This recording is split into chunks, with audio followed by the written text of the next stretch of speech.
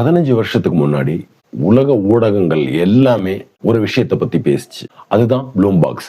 அந்த ப்ளூம்பாக்ஸ் இப்ப எங்க, அது இன்னைக்கு என்ன நிலைமையில இருக்கு, இதோட ஃபுல் ஹிஸ்டரியை பத்தி இன்னைக்கு நம்ம இந்த வீடியோல பார்க்க போறோம். வாங்க உண்மையை தெரிஞ்சுக்கலாம்.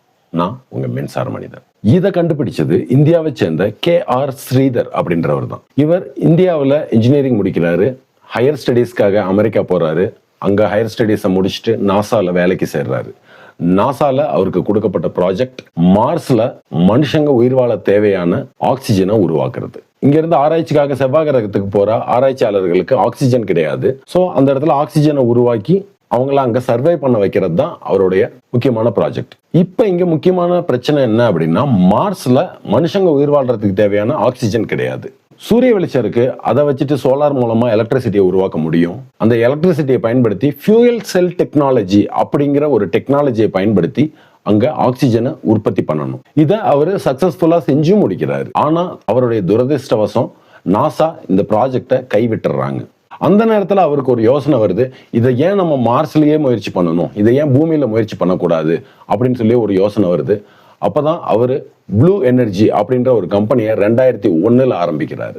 அப்ப இந்த கம்பெனியோட நோக்கம் என்னன்னா, clean electricity for every one, அதாவது சுத்தமான மின்சாரம் எல்லாருக்கும் கிடைக்கணும் அப்படிங்கிற கான்செப்ட்ல இந்த கம்பெனியை ஓபன் பண்றாரு. இவரோட இந்த ஆரம்ப நிலையில வெற்றி இவருக்கு சுலபமா கிடைக்கல. ஏன்னா இந்த டெக்னாலஜி ரொம்ப காஸ்ட்லி, மக்கள் இதை சாதாரணமா நம்பல.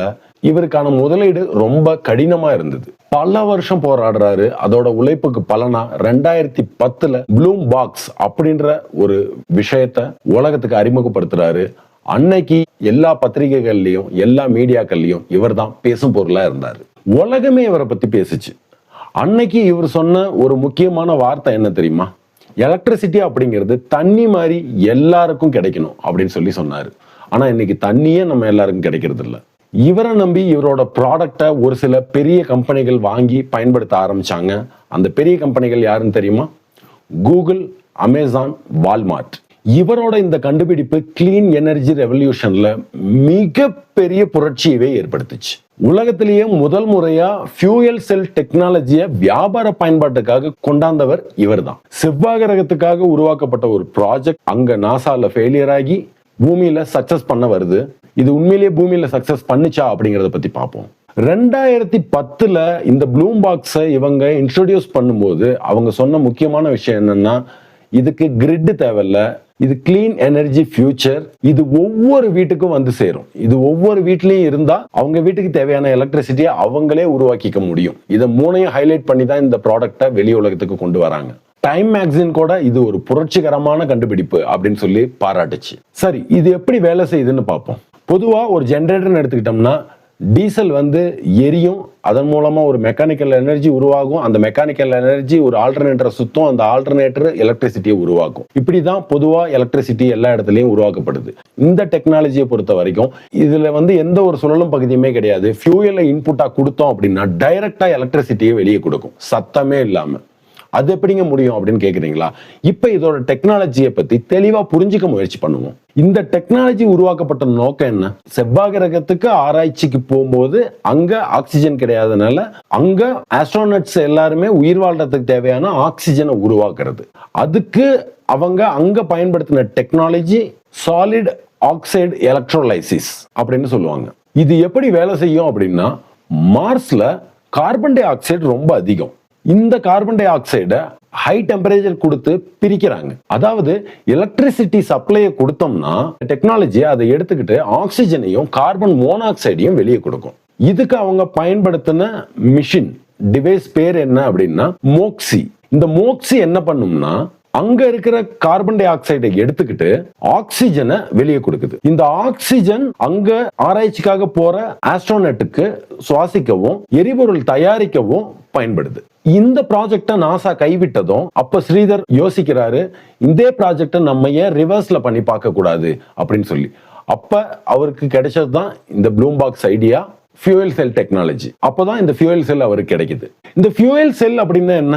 பீச் மணலை ஒரு குறிப்பிட்ட அளவுக்கு மேல ஹீட் பண்ணி அதுல சில கெமிக்கல்ஸ் எல்லாம் கலந்து ஆனோடு கேத்தோடு இந்த மாதிரி பிளேட்ஸா உருவாக்கி நடுவுல எலக்ட்ரோலைட் வச்சு அதை வந்து அடுக்கடுக்கா அடுக்கி ஒரு செல்லை உருவாக்குறாங்க. இந்த செல்லுக்கு ஃபியூயலை கொடுத்தா டைரக்டா எலக்ட்ரிசிட்டியை வெளியே கொடுக்குது. சரி, இப்ப இந்த ஃபியூயல் செல் எப்படி வேலை செய்யுதுன்னா, இந்த ஃபியூயல் செல்லுக்கு ஆக்சிஜனையும் ஃபியூயலையும் நம்ம இன்புட்டா கொடுத்தோம் அப்படின்னா உள்ளுக்குள்ள ஒரு கெமிக்கல் ரியாக்ஷன் நடந்து அது எலக்ட்ரிசிட்டியா உருவாக்குது. ஃபியூயல்னு சொல்றமே, என்ன ஃபியூயல் கொடுப்பாங்க?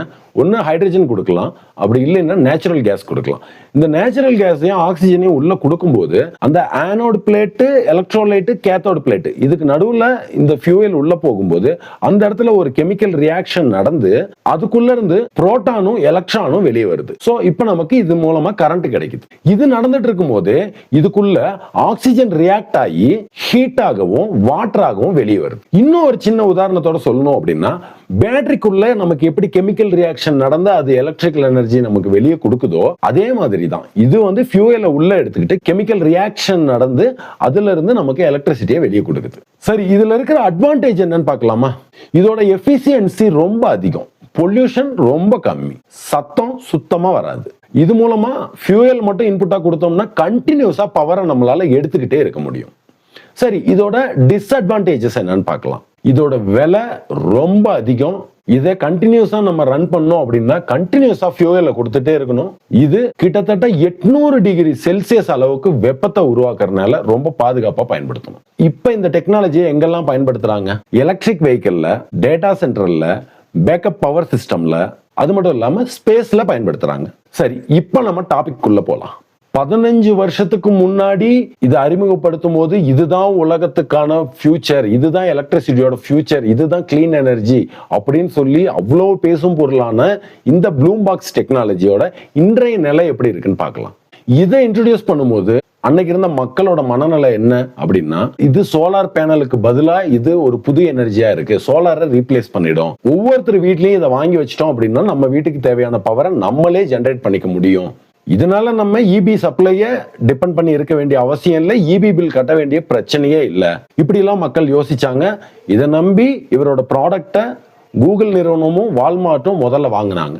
அதுக்கப்புறம் தான் இதோட ரியாலிட்டி என்ன அப்படிங்கிறது கொஞ்சம் கொஞ்சமா வெளியே வர ஆரம்பிச்சது. ப்ராப்ளம் நம்பர் 1, இதை கோடிக்கணக்கில் பணம் கொடுத்தா மட்டும்தான் இந்த ப்ளூம் பாக்ஸை நம்மளால வாங்க முடியும். ப்ராப்ளம் நம்பர் 2, இதோட லைஃப் டைம் 4.9 வருஷம் மட்டும்தான் நீடிச்சுது, லாங் லைஃப் வரல. ப்ராப்ளம் நம்பர் 3, இது 100% கிரீன் எனர்ஜி கிடையாது, இதுக்குள்ள நம்ம நேச்சுரல் கேஸை ஃபியூயலா கொடுக்கறதுனால கார்பன் டை ஆக்சைடு வெளியே வரும். ப்ராப்ளம் நம்பர் 4, இது ஹை டெம்பரேச்சர்லயும் கடினமான தொழில்நுட்பத்தின் மூலமாகவும் வேலை செய்யறதுனால இதோட மெயின்டெனன்ஸ் ரொம்ப கடினமா இருந்தது. இதனால இதோட ரிசல்ட் என்ன ஆச்சு அப்படின்னா, ஒவ்வொரு வீட்டுக்கும் இதை நாங்க கொண்டு வந்து சேர்ப்போம் அப்படின்னு சொன்ன அவங்க வாக்குறுதி பொய்யா போச்சு. மிகப்பெரிய கோடிக்கணக்கில் பணம் போட்டு வாங்கக்கூடிய பெரிய பெரிய நிறுவனங்களால மட்டும்தான் இதை வாங்க முடியுன்ற நிலை உருவாச்சு. மக்களுக்கு இது வெறும் எட்டாக்கனியா மட்டுமே இருந்தது. அப்பவும் ஸ்ரீதர் இந்த ப்ராஜெக்டை கைவிடல, தொடர்ந்து கொஞ்சம் கொஞ்சமா இதுல இருக்கிற பிரச்சனைகள் எல்லாத்தையுமே சரி பண்ணி அதை இம்ப்ரூவ் பண்ணிட்டே வந்தாரு. இப்ப வர்ற இந்த புது மாடல்ல என்னெல்லாம் இம்ப்ரூவ் பண்ணிருக்காங்கன்னு பார்க்கலாம். இந்த ப்ளூம் பாக்ஸோட பவரை கிட்டத்தட்ட 5 மடங்கு இன்க்ரீஸ் பண்ணிருக்காங்க. இதோட லைஃபை கிட்டத்தட்ட 2 மடங்கு இன்க்ரீஸ் பண்ணிருக்காங்க. இதோட எஃபிஷியன்சியும் அதிகப்படுத்தி இருக்காங்க. இன்னைக்கு இருக்கிற ஒரு ப்ளூ பாக்ஸ் 300 கிலோவாட் பவரை உற்பத்தி பண்ண முடியும் அப்படின்ற அளவுக்கு அதை உற்பத்தி பண்ணி காமிச்சிருக்காங்க. இப்ப இந்த 2026ல இதோட நிலைமை என்ன? கிட்டத்தட்ட 1000க்கு மேற்பட்ட நிறுவனங்களுக்கு இவங்க இந்த ப்ளூ பாக்ஸை கொடுத்திருக்காங்க. 1000க்கு மேற்பட்ட நிறுவனங்கள் இதை சிறப்பா பயன்படுத்திட்டு வராங்க. அது மட்டும் இல்லாம 1.4 GHz கெப்பாசிட்டில இவங்க ப்ளூம் பாக்ஸை இன்ஸ்டால் பண்ணி கொடுத்திருக்காங்க.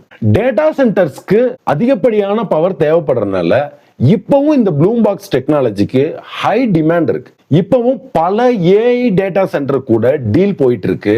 இந்த ஏஐ தொழில்நுட்பம் எவ்வளவு தூரத்துக்கு வளர போகுதோ அதே அளவுக்கு இந்த ப்ளூம் பாக்ஸ் டெக்னாலஜியும் வளர்ந்து போக போகுது. இப்ப இதுல இன்னும் புதுசா என்ன விஷயத்த பண்ண போறாங்கன்னா, தண்ணீர்ல இருந்து ஹைட்ரஜனை பிரிச்சு எடுத்து அந்த ஹைட்ரஜனை ஃபியூவலா கொடுத்து அதன் மூலமா இயங்க வைக்கிறதுக்கான முயற்சிகள் எல்லாமே நடந்துகிட்டு இருக்கு. இது சாத்தியமாச்சு அப்படின்னா நமக்கு தண்ணி மூலமா ஓடுற ஜெனரேட்டர் அப்படின்ற பேரு இதன் மூலமா நமக்கு கிடைக்கும். இப்போ ஒரு ஃபைனல் கன்க்ளூஷனுக்கு வருவோம். இதை அவங்க இன்ட்ரடியூஸ் பண்ணும்போது ஒவ்வொரு வீட்டுக்கும் கொடுக்கறேன்னு சொன்னாங்க. ஆனா அதை அவங்களால கொடுக்க முடியல. ஆனா அதனால இந்த ப்ராஜெக்ட் ஃபெயிலியர்னு சொல்ல முடியாது. ஆனா இந்த ப்ராஜெக்ட் டைவர்ஷன் சேஞ்ச் ஆயிருக்கு. பெரிய பெரிய நிறுவனங்களுக்கும் பெரிய பெரிய கம்பெனிஸ்களுக்கும் இந்த ப்ராஜெக்ட் ஒரு மிகப்பெரிய பேக் போனா இருக்கு. இப்ப இதோட உண்மையான நிலை என்னன்னா, இதை வீடுகளுக்கு கொடுக்கறதுக்கு சாத்தியமாகறதுக்கு இன்னும் பல ஆண்டு காலங்கள் ஆகலாம். இன்னும் சில பல வருடங்கள் கழிச்சு இந்த ப்ளூம் பாக்ஸ் நம்ம ஒவ்வொருத்தர் வீட்லயும் இருந்தாலும் இது ஆச்சரியப்படுறதுக்கு இல்லை. இதை பத்தி நம்ம பேர பசங்க கிட்ட இப்பவே சொல்லி வச்சுக்கலாம். அவங்களோட எள்ளு பேரனோ கொள்ளு பேரனோ இந்த ப்ளூம் பாக்ஸை பயன்படுத்தும் போது அப்பவே எங்க தாத்தா சொன்னாரு அப்படின்னு ஒரு கதை சொல்றதுக்காகவாவது இது பயன்படும். இப்பவும் இது ஃபியூச்சர் டெக்னாலஜியா மட்டும்தான் பொதுமக்களுக்கு இருக்கு. இந்த தகவல் உங்களுக்கு ரொம்ப பயனுள்ளதா இருக்கும்னு நான் நம்புறேன். அதே நம்பிக்கை உங்களுக்கும் இருந்ததுன்னா நம்ம சேனலை சப்ஸ்கிரைப் பண்ணிக்கோங்க. இதே மாதிரி இன்னொரு இன்ட்ரெஸ்டிங்கான யூஸ்ஃபுல்லான டெக்னாலஜியை பத்தியும் எலக்ட்ரிசிட்டியை பத்தியும் இன்னொரு வீடியோவில் நம்ம பேசுவோம். நான் உங்க மின்சார மனிதன்.